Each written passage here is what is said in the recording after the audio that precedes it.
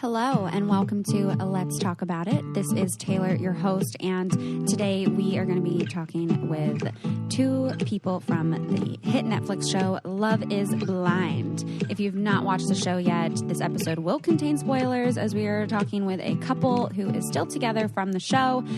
So if you don't want to get spoiled, then go watch the show right now or skip to the next episode or listen to an older episode. Today, I am going to share with you all this conversation that I had with Amber Pike and Matt Barnett. The show, if you are unfamiliar and don't care to watch it and still want to listen to this episode, the show was all about how love is blind. So these people developed a emotional connection via pods where they never once saw each other and got engaged before they ever saw their partner. And then, finally after being engaged, they meet and then get married at the end of the show. The show, it was very, very entertaining. Definitely appreciate the emphasis that it had on, getting to know your partner. Certainly elements of sex that are super important that were kind of lacking from the show. But this couple specifically clearly did not struggle in that department as throughout the show in Mexico. They were very, very open with how they were experimenting with sex with each other and just very, very touchy-feely, very physical touch, I assume, is high up on their love language. But yeah, so just before we kind of get into this episode, I want to give a friendly reminder that it is May, and May is Masturbation Month. So while this episode does not focus on masturbation, I'm really hoping to encourage all of you to explore your own self-pleasure. If you want some assistance with that and doing it with toys, I will again always recommend the WeVibe vibrators. You can use Taylor20 as a discount code for that. And one of my favorite toys on there is the Melt. So be sure to check that out if that's something you're wanting to explore this month. So I hope that you're all, taking care of yourselves in all the ways, physical, mental, emotional. I think that there's a lot of things to take away from this interview with Amber and Matt. And I will give a warning here before you listen to the rest of the episode that we do discuss abortion, as that was something that Amber opened up about in the pods when she was talking with Matt. And I just want to give a reminder here that this is a sensitive subject and that this is an open space where we're welcoming and, we lean into the discomfort of things. And this part definitely might make you feel a little uncomfortable. While we were recording this, we all got emotional, and there's very few podcast interviews that I've done where I get emotional and I tear up, and this was definitely one of them. And so before we get into this, just again want to thank both Amber and Matt for their vulnerability and for being open with sharing their stories with all of us. That takes a lot of courage to do. So before I share the rest of this interview with you all, I just want to give a little bit of background here on both Amber and Matt. They are both 28. Amber is an ex-military tank mechanic. She was open to this process because traditional dating just left her feeling objectified and devalued. And as a cocktail waitress, she would meet lots of men that made assumptions about her based on her looks. Her longest relationship lasted for 3 years, and she was deeply hurt after realizing that their goals did not align and that he didn't want to have children, which again we'll talk about throughout this interview around the experience of the abortion. She now realizes how important it is to establish a solid connection and make sure that, going into this experience, that the man that she would meet would be serious about marriage and starting a family. Amber is so genuine. She's very, very open. She's so unapologetically herself, and I think carries a lot of that confidence with her. Like, she is not someone to mess with. She will not take shit from anyone. So I super appreciated that watching her on the show. And a little bit of background for you all on Matt. He went by Barnett on the show. I had to refocus my brain to be like, oh, his first name is Matt. Yes, not Barnett. But he's an engineer, and he looked at this opportunity as a huge risk for him personally and professionally, but that he felt like it would be worth it if he found the love of his life.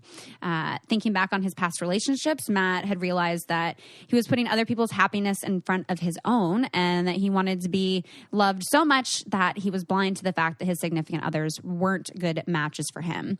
So now that he was older at 28 and going on the show, he was looking forward to being in a mature relationship, which I would say I think that he is.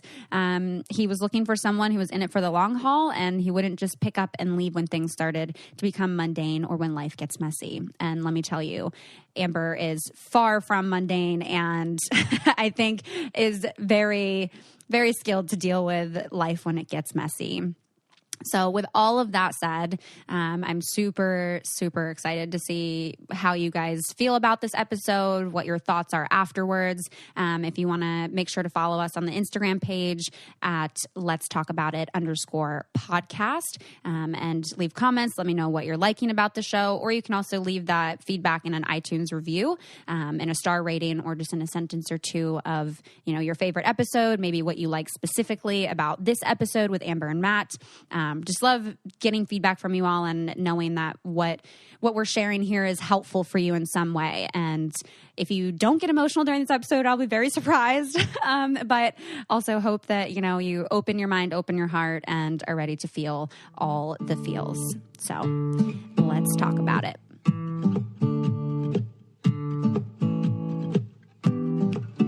All right. Well, welcome to the show, Amber and Matt. Thank you both so much for joining me today.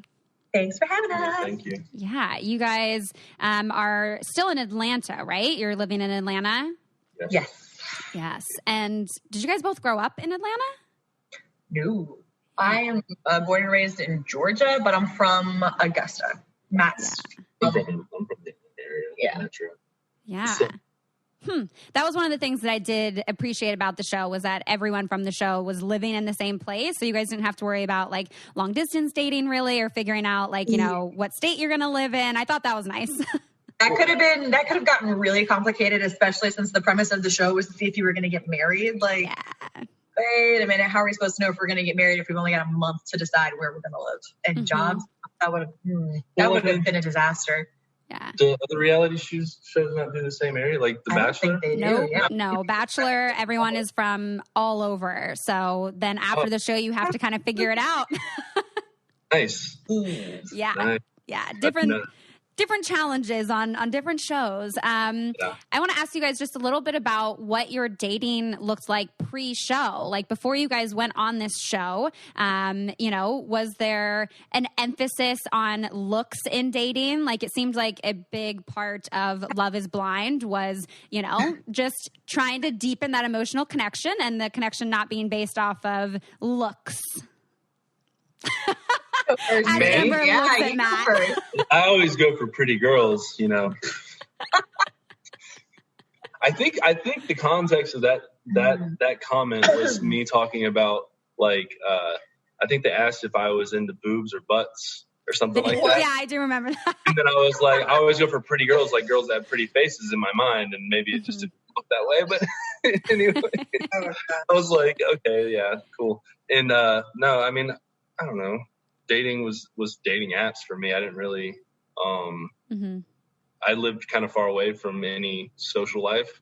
So I was like in the city. So I lived up in BFE is what she calls it. BFE, yeah. And so Tinder, well, not even Tinder. It was like, I kind of moved past Tinder at that point. I was like on Hinge and stuff like that, trying to date people. Okay. It just went. Yeah. Nothing really. So well. It went super good. Yeah. Yeah. And what about you? I honestly, I wasn't taking dating very seriously. It was very rare that I had fun with people, and I loved going out on dates because obviously as a girl, I got a lot of free meals. Yep. Girls got to eat. Always great, but also it was very rare that I really like clicked with somebody that I was super interested in. So if I didn't see anything long term, I didn't really invest a lot of myself in people. So it was all super casual before the show. Honestly, when I went on, I was open to the idea of falling in love. I just did not think that it was possible. Yeah, I thought it was possible, but not probable. Yeah. Yeah, and I think that's fairly common for most people that go on reality shows. You know, I'll get asked that question too of like, did you really go on The Bachelor thinking you were going to like find true love? And it's like, well, you know, it's a possibility, but like, is it really going to happen? Probably not. Yeah, maybe. We'll see. Yeah. Why not? I thought I was going to find true love. Liar. Get out of here. Yeah. Yeah. What would you guys say, kind of, if you think back to the whole filming process, what was the difficult part of being in that experience, whether it was during the pod time or afterwards in Mexico, of what maybe the most difficult part of that was for you guys? My hardest part was, like, besides the emotional part of the being in the pods, was actually coming back to real life and having to go to work every day, and then coming back from work and having to film after that, and like just being exhausted. So I'd be like a 9-hour day at work, and then I'd come home and get home at 6 or 7, and then from 7 to 11 I'd be filming, and it'd be like I was exhausted and I'm like not really into it. I'm just like chilling. I'd rather just chill and like watch TV or something, watch a movie or something, but not go on lavish dates. I would say the hardest part was probably the pods. I know by the time we got to, you know, back to living in Atlanta and like living at home and stuff, we were kind of over the filming portion of it. Like, we just wanted to be left alone and get to be together and like whatever. But I know when we were in the pods, for a lot of the women especially, I think once it all started getting like real for everybody, the emotional strain was it was not like anything I've ever really experienced before, because it wasn't just like a one-on-one relationship. I wasn't just stressing about my relationship with Matt. I was stressing about his relationship with LC as well, and then my relationship with LC, I was stressing about that, and then trying to be there for other girls like during their relationship, and it was just it was heavy. I think that was the first time in my life I've ever actually had a panic attack, where I was having difficulties breathing one morning, and my roommate Danielle, bless her heart, thank God she was like a yoga person. She was like walking me through breathing exercises and rubbing Tiger Balm on my chest to help me calm down. And I'm like, amazing. Yeah, I don't know, but it works so good. It works amazing. She put it on my temples and my chest, and I was like, what is this? Oh. Yeah. I don't know. It so stressful in the pods, really. Like, it got really intense really quickly, and I don't think any of us were really prepared for that. Yeah, no, it definitely seemed like it would be a very emotionally intense experience being in the pods, and I could totally see. I didn't even realize that once you guys had left the pods that you were just kind of going back to everyday life, but with the addition of them filming, and I could totally see where that would be a little tiring after work, and just trying to like be in your real life, cultivating and, you know, nourishing this relationship now, but then also still filming and sharing your lives in that way. And honestly, like the best moments we had while we were filming was when we weren't filming. So like they'd late and talk and stuff like that they would never get on camera, because they'd leave us alone around 11 o'clock every night. But the best stuff was away from the camera, for sure. So. Yeah. All right, we're going to take a short break right here. If you follow me on Instagram, you are very aware that May is Masturbation Month. And to celebrate, I want to share with you all one of my favorite sex toy brands, +1. I've shared them on the podcast before, and I've done a giveaway with them on my Instagram, and they are really breaking down barriers and disrupting outdated taboos all around self-pleasure, with a line of beautiful, affordable, and super highly effective sexual wellness products right on the shelves of Target, Walmart, and CVS. Their line features multiple designs and styles fit for any need, allowing women and vulva owners to enjoy themselves however they choose, whenever they choose.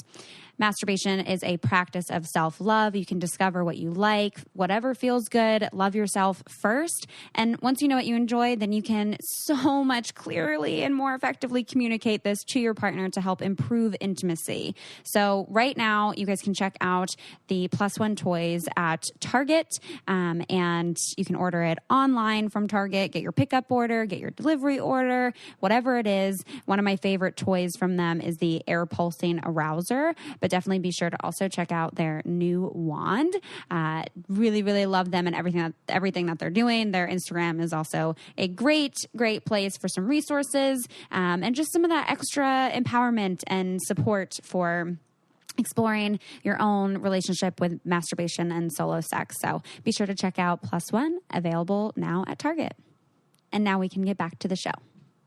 But speaking of things that like were shown versus not shown, what were there difficult parts of watching the show back? What would those have been? Were there things that you wish had been shown that weren't? I'm sure there's a lot. Obviously, yeah, there is definitely a lot that we wish could have been shown that wasn't. But, having to cut it down for television purposes and having a storyline, drama. Yeah, it made it difficult. Yeah. There was nothing that like I regretted saying or anything like that, but there was definitely like, I don't know. I wish they would have pulled context. Issues sometimes. With context was a thing for us, for sure. I know one thing I was kind of disappointed in. I mean, I understand why they did it, because I guess they wanted to put emphasis on our financial differences at the time, because I was the irresponsible one. But I mean, honestly, it was a lot more reasonable of a conversation than that came across on TV. And one of the situations where we were discussing the financial situation at Matt's house, the financial situation wasn't a hiccup at all.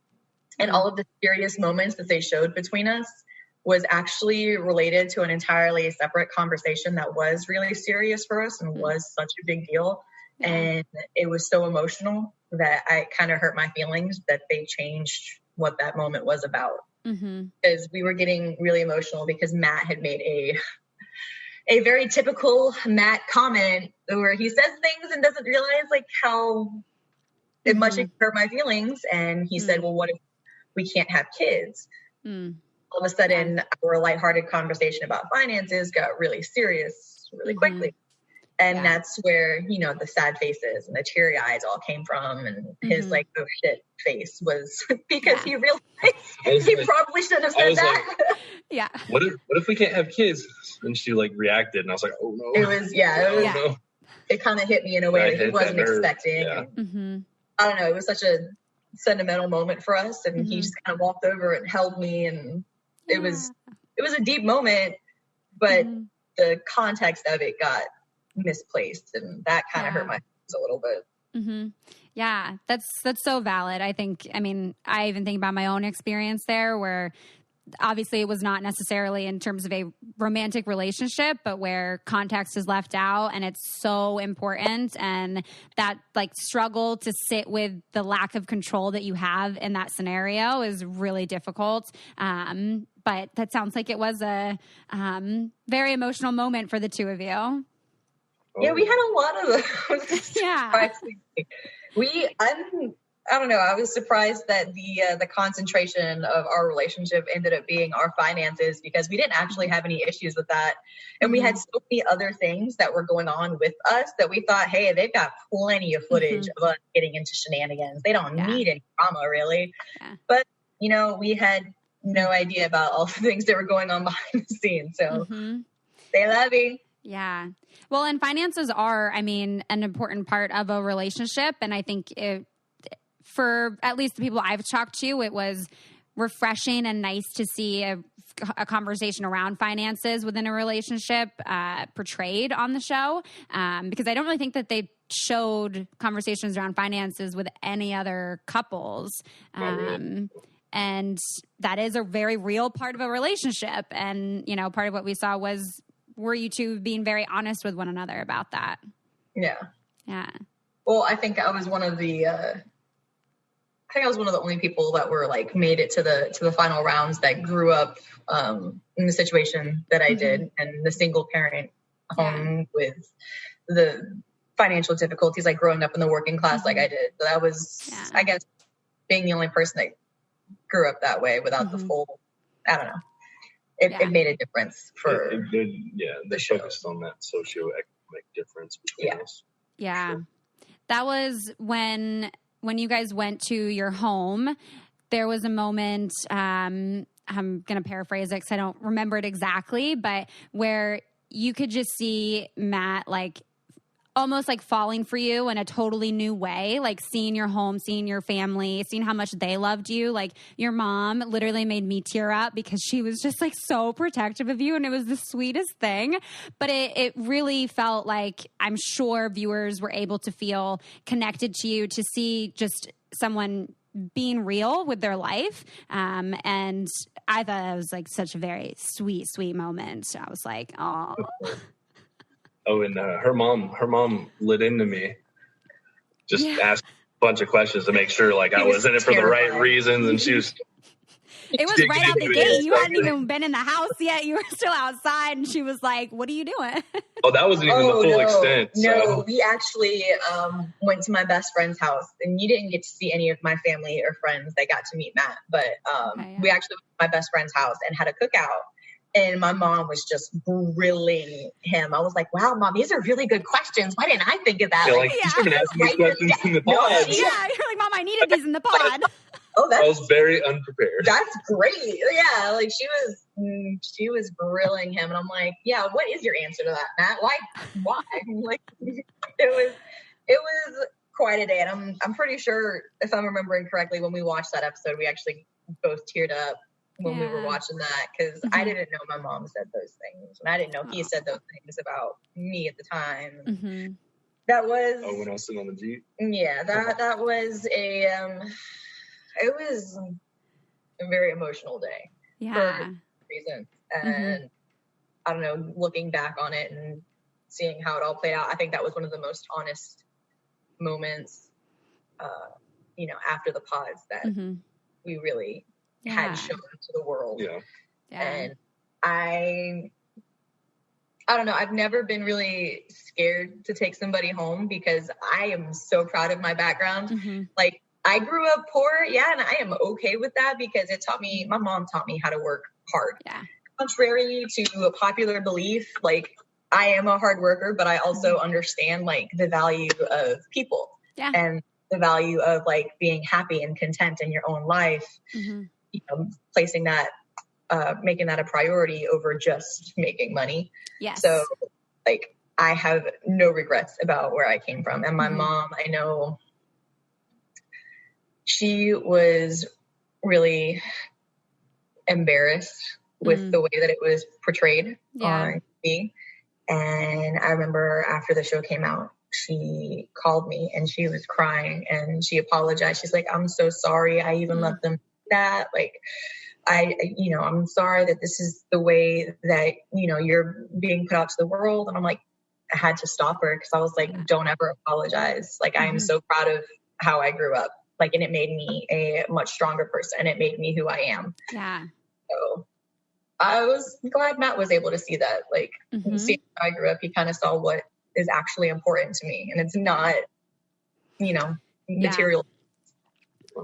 Yeah, definitely. That money does not equal happiness. And I think part of what I was reminded in watching your conversations around finance and showing how you were raised and everything is like, money will come and go, but like investing in those relationships and just experiencing life is like going to be the most important thing. You're not going to look back and be like, oh, I wish I was rich. Like, you're going to look back and think about all the fun experiences that you had and that you shared with friends and all of that. That's so heartbreaking that, that your mom was kind of embarrassed by that. And, it makes sense because I'm sure that some people, do look down on that and can maybe shame other people for that. But I'm so glad that you stopped her in that thought process and were like, no, like this is just a part of who I am. And it's helped me to be this really strong woman. And I think that was very clear very early on as Matt very openly expressed his fear of you being such a strong woman that I thought was very endearing. And I was like, yeah, I'm glad that he knows that like she can hold her own and she is not one to be fucked with. Yeah. Never let that go. I am never always reminding person. me. Always reminding me. And so, you kind of shared a little bit about receiving feedback around, your home life. And I want to talk a little bit here because you shared while you were still in the pods, you shared that you had previously had an abortion. And I think that was a really powerful moment for everyone that watched the show, just to be able to, again, see that authenticity, be able to relate to someone else's experience. I know several friends that have gone through that, and just seeing that represented is so incredibly powerful. So first, thank you for, being vulnerable and open to share that on the show in such a big way. And curious what that was like for you to kind of watch back and even just share in that moment. Yeah, deep breaths. Talk about your reaction first and give me a minute. You can say what you felt about me saying, and I need a second. I'm sorry. It's okay. It's okay. Yeah. Oh God, I'm sorry. I've got Mike.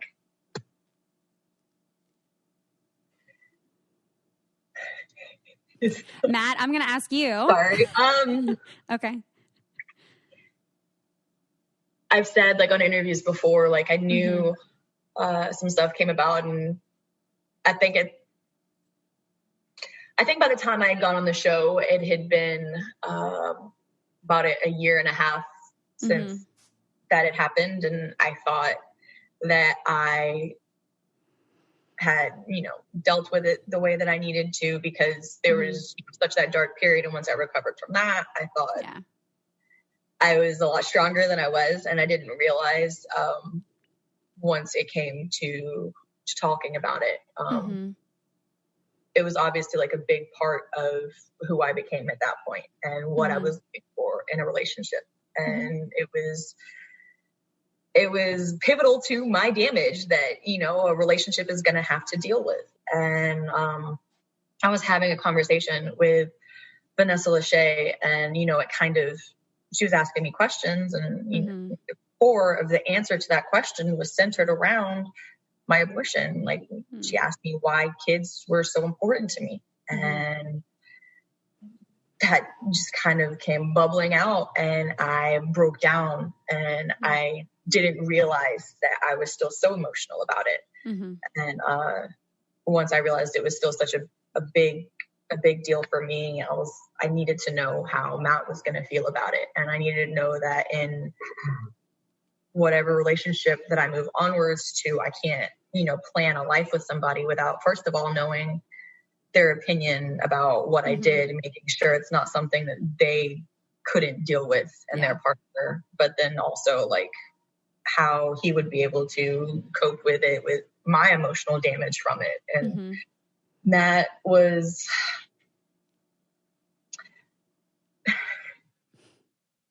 quiet.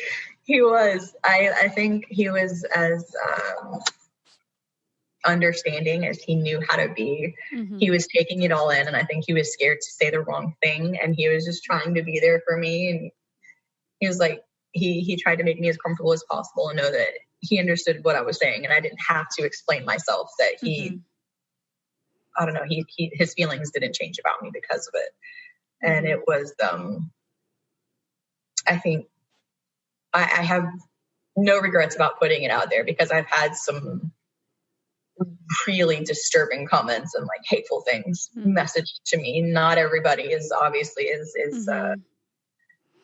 supportive of other people's choices, but there have also been so many girls that reached out to me and said that they related to what I went through in such a big way.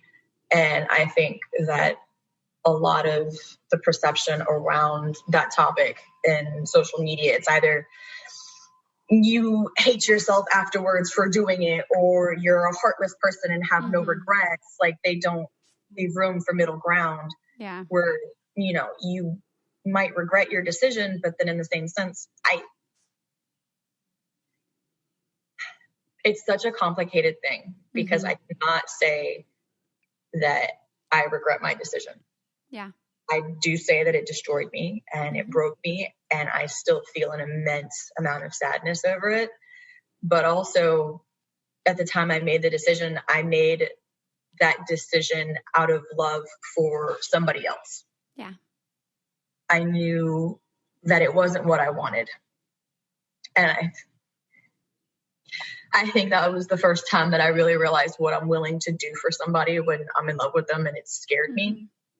And then I also realized that I didn't want to be in that kind of love with anybody again, where somebody would be asking me to sacrifice so much of myself. So it's never as black and white as it's never as black and white as people like to portray it on the news or in, print or whatever. Yeah, politics. It's never black and white, but a lot of people have reached out to me. It's like, it is complicated and it's hard to go through, and it's not as simple as people like to make it. And I think it's every individual person deals with it in their own individual way. Yeah. And it's their right to choose how they deal with it and if they deal with it, etc. And yeah. It's not necessarily something I'm proud of, but it's not something I'm ashamed of either. Yeah. So it's a part of who I am. Yeah. And I think a big impact of you sharing that also helps reduce shame that other women might be feeling around it as well, which is really powerful. Yeah. You gotta draw a fine line between like feeling sadness about it or your regret or your shame, because those are all very separate things, but in the moment they all hurt in the same way. Yeah. And I know it took me a while to realize that I felt sadness about it still versus feeling regret about it. Those are two very different. Yeah. Was counseling, any kind of therapy, a part of your process in that? It probably should have been. I've heard stories. I probably would have helped with it a lot healthier had I done that, but it was more so. I was so young at the time. I was still in college, and I didn't know what to do. And at the time, I was too scared to really let a lot of people in. So I went through it all by myself as much as I could. And then once I had just gotten too far into this darkness, like my friends were like, there were people that just had to come in and like force me to eat and like force me to be around people that cared about me. And they forced me to let them love me. And I mean, it turned out well. I've had some not so great nights over it. And I don't know, having a support system makes all the difference in the world. Yeah. I shared that with the right people, it would have been a totally different story. But after a while, I realized I had to let somebody in. Yeah. It wasn't necessarily professionals, but it was people that loved me and made me feel loved. Yeah. Her friends were pretty amazing too. So. Yeah. And I think that is one of the most important things to remember when it comes to sharing perhaps traumatic parts of your life or just really deep parts of yourself with other people, is that not everyone, is entitled to that information about you. Like you don't owe people anything. However, when people have really earned your trust and are close people in your life that you can trust, then those are safe people to open up to about those things. But not necessarily everyone's entitled to that information about you. Matt, I'm curious, just kind of from your perspective, what it was like for you to, hear this from her, what it's been like, watching back, feedback that you've gotten from this part of Amber's experience being aired. So in the moment, it was so heavy. It was a lot to take in. I wasn't expecting it for sure. It was, and, I had always had, an opinion on that. But at that point in time when she was telling me, it was kind of like, my opinions went off the side because I knew how much I cared about her already and how much I'd falling in love with her, that it didn't matter what I thought about it before. And it's just, take her as she is, basically. So. Yeah. That sounds, I don't know if that sounded bad, but. You're all right? Yeah. It's okay. I was going to say, I don't think that was bad to say based on the look on her face for you. Don't cry. You guys are going to make me cry. All right. Well, switching gears just a little bit still on the topic of sex. I heard that there was potential of having a Love is Blind baby in Mexico. So I'm curious what. Where'd you hear that? We said it. Oh, did we say that? Yes. Oh man, that was ridiculous. We got back from Mexico and like I think she was supposed to start her period like the week we got back. Yeah. And then it was like it ended up not coming until 2 weeks before, or like maybe a week before the wedding. Yeah. So we were like, obviously, shotgun wedding. I was not like very sexually active for the show because I wasn't dating anybody. Yeah. So I wasn't doing much. And then Mexico got really fun for us. Like, obviously, you guys all saw like how handsy we were. It was so like sexually charged. Like there was so much chemistry. Yeah. And like he said, my period was supposed to start as soon as we got back from Mexico. And I guess from all of the stress and starting to sync up with other girls and becoming sexually active again, like it just threw my whole schedule off. And my period was 2 weeks late, and I was like, there's no way. Like the only time I was ever this off schedule was during boot camp because of that stress. And I'm like, I don't understand, blah, blah, blah. And at one point, I remember we had started, we were filming something in our bathroom at the apartment. And I noticed one of the cameramen, like, by our toilet trash can, and I, like, freaked out because I thought they were going to notice the pregnancy test I took. And I'm like, oh, God, it's going to be on the show. No. Like, so stressful. And then, like, once we really, like, we were really freaking out for, like, a day or two because I was so confused. And then when my period finally came, I just screamed for Matt from the bathroom. He goes, you get your period. And I'm like, yes. So now we have a tradition where at the end of, or whenever that day comes every month, I run up to her and give her a high five no matter what's going on. We high five. That is amazing. That's so adorable. Wow. And so in Mexico, did they provide condoms for you guys or no? I don't remember if they showed that. Didn't read the package because it was in Spanish. We didn't really ask. Yeah, that's okay. So maybe they would have. Like they did do shopping runs for us. So yeah. How do you guys now discuss contraception? Were you ever on the pill? Is there any form of contraception? I have never actually ever taken birth control. I tried it once when I was 17 or 18 and just to regulate my period. And it was so traumatic to my body. Like I was on the pill and then I had friends that were on IUDs and like the little depot shot, and they'd all tried everything, and like all I was hearing was horror stories. So when I tried the pill for the first time and it was as traumatizing to my body as it was, I was like, you know what, it's not worth it. Like I'm not even having sex, like whatever. And I just 28 years now, I haven't taken birth control since. That'd make you like well, aside from condoms, like no, never mind. No, 28 years of my life, period. I haven't. Yeah. I got 2 years. Math is hard. Yeah. 28 years of life and 10 years of sexual activity. I've never been on birth control aside from condoms. Is that clarify enough for you? Yes.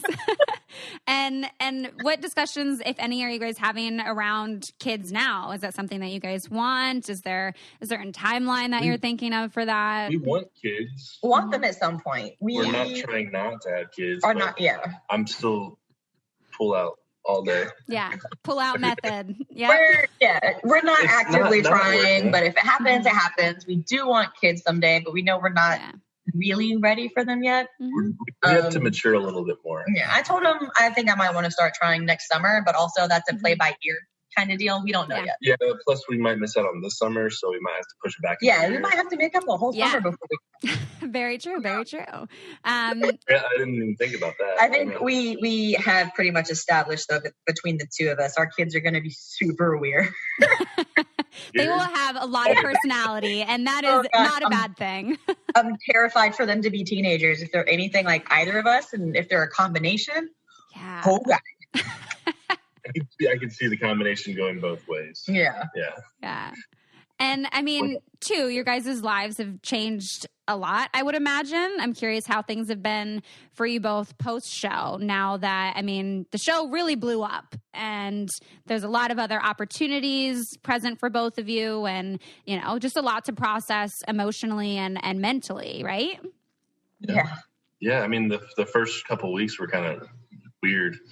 And especially like I still have a job, so I'm still going to work every day, and it's kind of been hard. When the show first came out, it was very hard to focus. Yeah. And I was like, I can't, like, I sat there for 2 weeks just not able to get off like the news articles and stuff and the people on Instagram or whatever. And but it's kind of died down a little bit, but. Yeah, I think initially it was getting like intense really quickly and like getting recognized. So we were just trying to adjust to that. And then the quarantine happened and now it's, I don't know, it's died down a little and blah, blah, blah. But also there's still, I don't know, it's weird to think about people wanting us to do like interviews and podcasts and, you know, do partnerships with us because I'm just like, I never expected this. Like, I'm just trying to have a normal life and get like a normal job for myself. Yeah. Matt's all in. Matt's all in for the fame though. He's like, he's ready for his close up. Yeah. It's we'll let him model for you guys. We're all looking forward to that. It's definitely a big transition and a huge life change. Before this call, you know, I'm friends with Mark now and a few other people from Netflix shows where these shows just really blow up overnight. And now you have this whole other, you know, path of life opened up to you that it's a lot to process individually. I'm curious how you guys have been managing it together as a couple or how it's impacted your relationship. I think when it first really started blowing up and being on social media 24/7, it was causing like a couple tiffs here and there. We started trying to like do like an hour before bed where we just don't touch our phones or anything. It worked. We were getting really wrapped up in it, and like I would get so frustrated with all of the negative stuff that was coming out, and frustrated with how people were telling us who we were. And I am a confrontational person, and I couldn't correct everybody. Like I just like to give people the truth, and you know, I can't get everybody to listen or believe me, and that was really frustrating for me. So when I'm like, all right, forget this stuff, Matt, stop reading the negative stuff, don't tell me about it, don't read it, don't show me, and then he would still keep reading and reading. Well, I like memes and stuff. It would drive me crazy, and they're like just hilarious, and they might not be saying the best things, but it's a joke to me, and I'm like, that's just from the show. Like we were characters on the show. We weren't actually. It was not actually who we were. He's able to separate that from him. Like there's two separate people. So. I can't separate myself from who I am. Like there are no two separate people. Yeah, I totally relate to what you're saying. When I was in a relationship off of Paradise, we looked at it as we have our relationship that exists in this alternate universe of the show, and what was presented there, that was its own relationship and that has its own image. Certainly parts of that are based in reality, but there's a whole other part of our relationship that is just our reality, that is like how we know each other and how we know our relationship. It's a mind fuck. It's trippy. And with all this considered, would you ever want your own reality TV show? Is going back on reality TV something that the two of you would be interested in? I would be, but she's. I don't know. not It's so a much into complicated it. question. I would like to have more power about what is done with my words. More say so in the context of how my truth is relayed to the world. I mean, or we could just go like. I'm totally down for cameos though, to like do stuff on other shows where they just give me a line like, "Hey, you can't twist my words if they're not my words." Yeah, so you're like, I'll do scripted work as long as I approve the script. All day, every day. Yeah. I'll say it. That's cool. I was thinking if we did do reality, I think we would just like go off the deep end and just like overdo it. You know, just like be like Jersey Shore the shit out of it. My Just God, like go fucking nuts. That's the best way to do it. Yeah, you think we'd be Jersey Shore? I mean, a little bit. I was going to say classier, but I don't know, honestly. A spin on it. Your own personal spin on it, yeah. Atlanta, sure. So much for home improvement. Oh, yeah, I can see that. Well, I heard that, Barnett, you're going to go back to school, or you're in school right now? I'm thinking about it.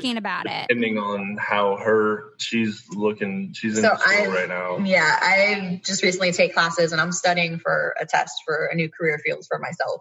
Amazing. Which would put me in a good position and be the primary breadwinner and let Matt go back to school for something else if he wants to, which... Mine is dance school, so I can become a professional stripper. Get out. Become a professional stripper. Do you want to join Magic Mike? Oh my gosh. I want to tour the country, ripping my teeth off. So what is it that you want to go back to school for? And Amber, what is this new career that you're looking into? She's not going to tell you. Actually told anybody yet. I don't want to jinx it. I haven't told anybody yet. It's a secret. I don't want to jinx it. But you're excited about it. Yeah. I think I'm going to be good at it. I think I would enjoy it. It gives me the power to make my own schedule. It's something that I feel like I would enjoy on a day-to-day basis. And once we start having kids, I can work around that. And you know, there's a lot of potential there for making good money. So yeah.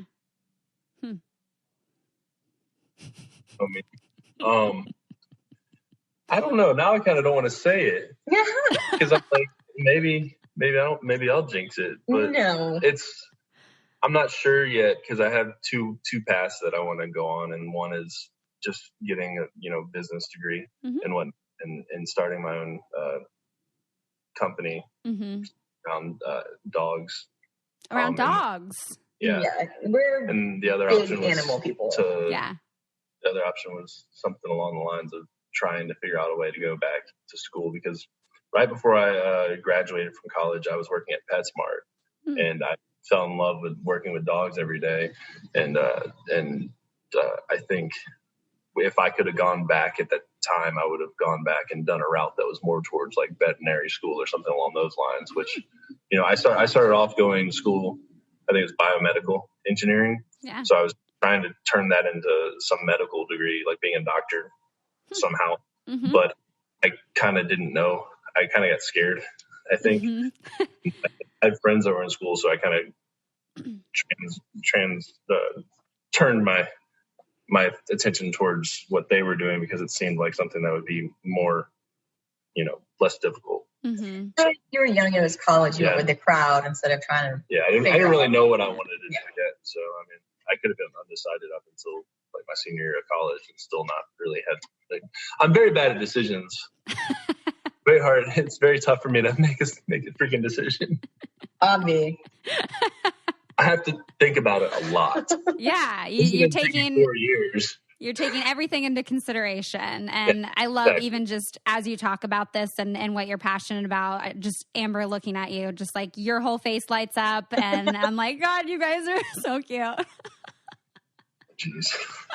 Thank you. I like how he talks about like, what we may do with potentially starting the business that he wants to do or going back from veterinary school, because one of my favorite things about Matt is like how passionate and sweet he is to animals. And it just tugs on my heartstrings. So I'm like, I get really excited for him when he talks about doing it. Yeah.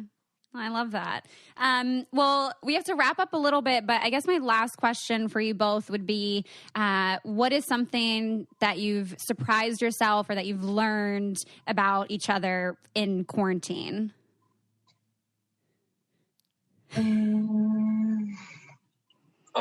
Me, it's going to sound negative, and it could be considered negative, but she's just really loud.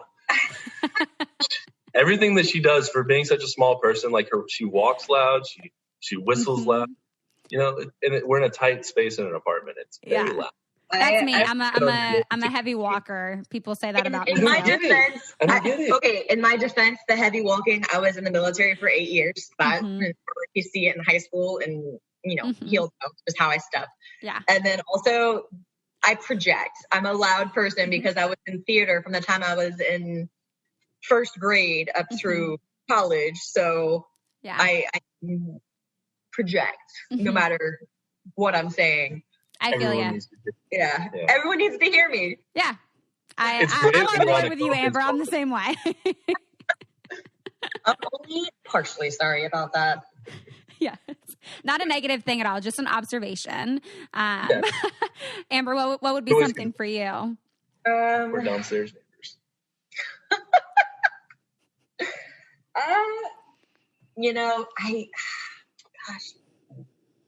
I don't know. There's not much that you do that surprises me anymore. You haven't surprised me for a long time. Not in a negative way. It's just like, you'll learn things that I'm just like, I totally expect something ridiculous. Yeah. Like not that specifically, but I'm not surprised that you ended up doing that. Mm-hmm. That's true. I guess something I'm trying to take the time to learn is to let him learn. So when it comes to cooking, Matt's not the best. I'm not the best when someone's watching me. I'm really good. Okay. When you just see the end result, it's fine. Yeah, he gets stage fright about cooking. Yeah, you have performance anxiety when it comes to cooking? Yeah, like I try to be supportive of it. He's like, does weird stuff, and I just try to ask questions like, why are you doing that? Like that way? Like, what are you doing? Why are you holding the knife facing towards you? I try to understand his thought process, and he gets so defensive. So I'm like, I'm trying to learn to just step away and not teach him and let him learn for himself how to cook. Yeah. Even though the last time I did that, he definitely burnt his hand on a pan. And I'm just like, make sure you use the glove when you pull it out the oven. I reminded him like 3 times, and he still burned his hand. Yeah. I don't know what to do with that. I think presence makes me nervous because I want to impress you. Mm-hmm. I want him to his own devices, as ridiculous as they may be. I'm like a toddler. You have to let me hurt myself to learn. I love that. That's amazing.